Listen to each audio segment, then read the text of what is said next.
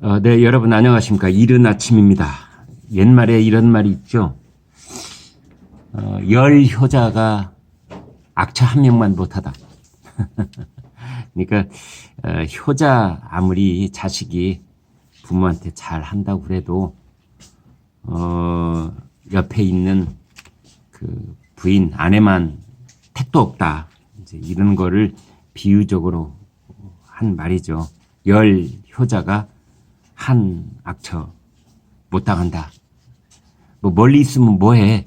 옆에서 쥐청구를 하더라도 옆에서 물 한 그릇이라도 떠다 주는 그 옆에 있는 사람이 이제 마누라 아니냐. 마누라한테 잘해라. 뭐 이런 뜻도 품고 있겠지요. 그런데 이재명 이 더불어민주당 후보가 최근에 아주 이상한 얘기를 했어요. 그러니까 이제 윤석열 후보한테는 아내 김건희 씨 뭐 허위 경력 부풀리기 뭐 이런 의혹이 불거져 있고, 이재명 후보의 아들 이동호 씨는 이제 상습적인 도박 또는 유사 성매매 업소를 출입한 이제 이런 것들이 폭로가 돼서 양쪽이 다 이제 그런 곤욕도 치르고 고비도 넘어오고 있는데, 사실 그 이재명 후보의 아들 이동호 씨가 여기저기 SNS에 남긴 댓글을 보면은 여러분 아마 그거 직접 보시면 깜짝 놀라실 겁니다. 정말 깜짝 놀라실 겁니다. 그러니까 그 성매매업소에 가서 성매매를 어떻게 했는지를 아주 구체적으로 그리고 이 포르노그래피를 보듯이 그렇게 묘사를 하고 있습니다. 제가 그 직전까지만 전달해 드리겠습니다. 어느 업소에 가면은 그 여성이 남자의 전립선을 마사지를 해준다. 전립선 마사지라는 말을 한 다음에 그 다음에 이제 구체적인 성행위 묘사를 하기도 하고 뭐 이렇습니다. 자, 이제 이런 상황 속에서 그 한 라디오 방송에 이제 이재명 후보가 나왔는데, 진행자가 그 이재명 후보의 아들, 그 다음에 윤석열 후보의 부인에 관한 얘기를 묻자 이재명 후보가 이렇게 대답합니다. 대통령 부인은 공적 존재지만 대통령 아들은 성년이면 남이다. 대통령 부인은 공적 존재로 권한과 지원이 주어지지 않습니까?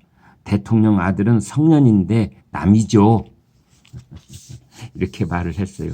얼핏 들으면 홀딱 넘어가게 이렇게 말을 하는 그 말장난의 이 잔재주가 아주 몸에 체질화되어 있는 그런 느낌을 주는 것이 이재명 후보입니다. 입은 삐뚤어졌어도 말은 똑바로 해보겠습니다. 사실 아내는 그렇게 열 효자 못지않게 가까운 사이지만 그러한 아내는 헤어지는 순간, 도장 찍는 순간 바로 남입니다. 그러나 아들은 한번 아들이면 이건 뗄래야 뗄 수 없는 천륜으로 이어진 내 피부친 겁니다.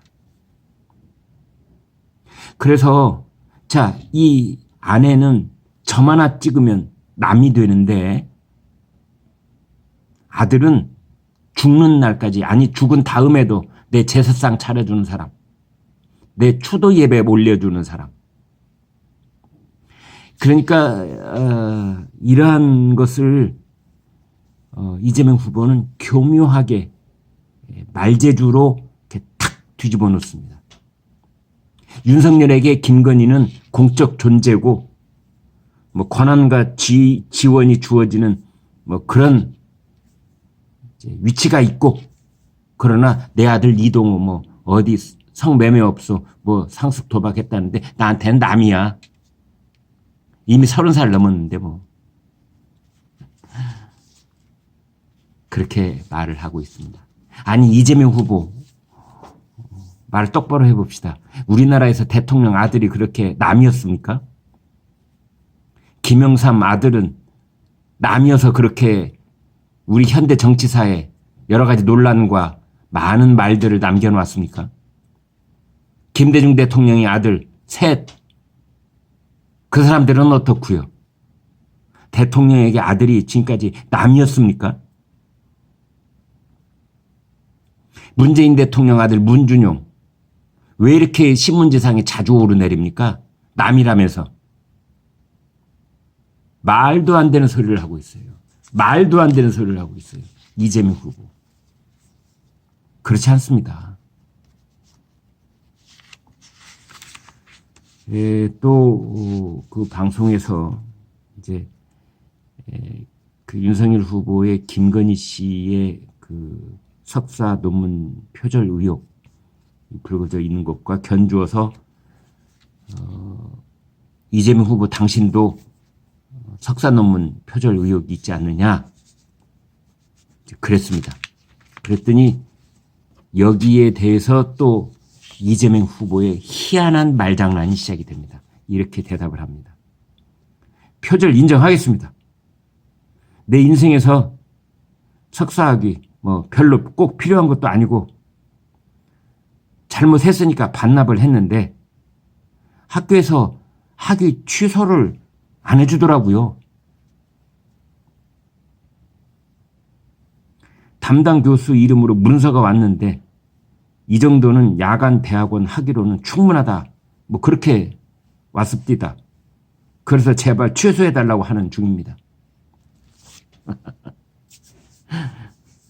이 얼핏 들으면 뭐 그래 딱 잘라내기 하는구나. 털고 가는구나. 속 시원하네. 이렇게 들리시지는 않았지요? 그렇습니다. 이것도 교묘한 말장난입니다. 너 표절했어! 그랬더니 나 필요 없어! 그러는 겁니다. 이게 말이 됩니까? 말입니까? 막걸리입니까? 도둑놈이 어느 집 담을 넘어 들어가서 이제 금부치를 몽땅 훔쳐가지고 왔어요. 근데 그게 들통이 났어요. 너 나와서 처벌받아! 그랬더니 필요 없어! 금부치 다 가지고 가! 이런 겁니다. 표절 행위는 일종의 범죄 행위입니다. 뭐 논문 쓸 때 표절했다고 해서 그게 곧 쇠고랑을 차는 그런 법법 행위가 되는 건 아닙니다만 폭넓게 본다면 범죄 행위입니다. 남의 걸 갖다 베꼈으니까. 정당하지 않은 걸로 남의 것을 갖다 베끼면 그거 범죄 행위입니다. 근데 그거를 필요 없다. 나한테 필요 없으니까 가지고 가. 취소해줘. 이 말 한마디로 마치 사이다 발언을 한 양 우쭐대면서 그것도. 내가 필요 없다고 그랬는데 아니 학교가 취소를 안 해줘. 교묘하죠. 가령 이런 부분에 대해서 민감하게 듣지 않으시는 유권자는 홀딱 넘어갈 수도 있습니다. 오, 이재명 후보, 뭐 잘라낼 때 야, 아싸하네. 딱 잘라내네. 그렇지 않습니다. 교묘한 말재주입니다. 표절했다 하는 지적사항이 있자 필요 없다. 갖고 가. 취소해버려. 이렇게 하면 문제가 해결되기라도 한다는 듯이. 또 하나는 이런 겁니다. 담당 교수의 이름으로 문서가 왔는데 이 정도는 야간 대학원 하기로는 충분하다. 매우 문제적인 발언입니다. 그러니까 주간 대학원 학위는 깐깐하게 살펴봐야 되고 야간 대학원 학위는 뭐 적당하게 표절해도 괜찮다. 이런 뜻으로 그 대학교 지도교수가 편지를 보내왔다고요? 지금 그 말하는 겁니까? 이재명 후보님? 큰일 날 소리를 하고 있어요. 밤에 공부하는 야간 대학원 학생들은 뭐 남의 거 갖다 놓고 적당히 베껴서 그냥 얼렁뚱땅 내고 그래도 학위 줄 수 있고 낮에 공부하는 학생들은 절대 그러면 안 되고 뭐 그렇게 이중잣대가 있다는 뜻이에요 지금?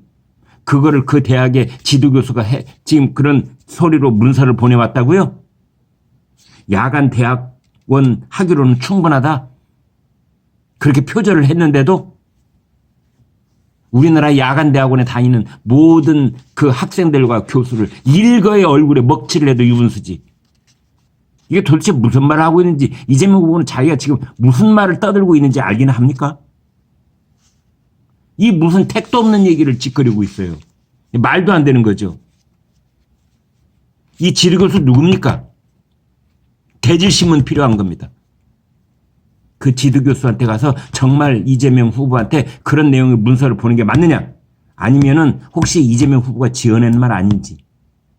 대학에서는 절대 그런 문서를 보낸 적이 없는데 이재명 후보가 자기 입으로 그냥 떠드는 말인지. 이거 밝혀내야 됩니다.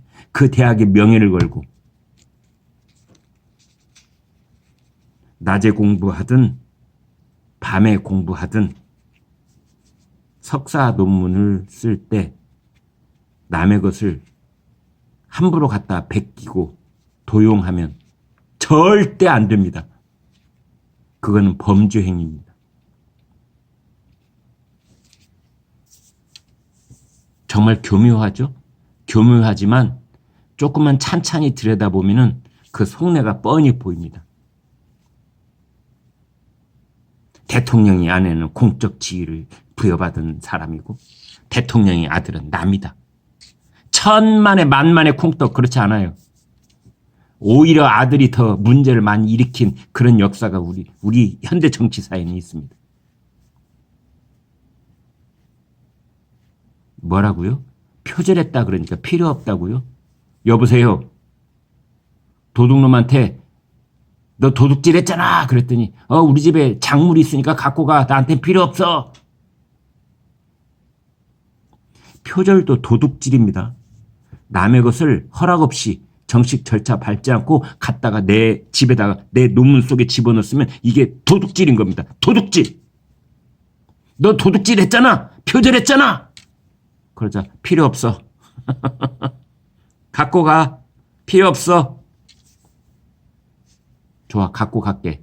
대신 대가는 치러야지. 쇠고랑을 차든 뭘 하든 대가는 치러야지. 필요 없다. 이렇게 한마디로 끝낼 일이 아니잖아. 도둑놈아. 안 그러니? 라고 말을 하고 싶을 정도. 거기다가 야간 대학원 하기로는 충분하다니. 이건 또 무슨 망발입니까?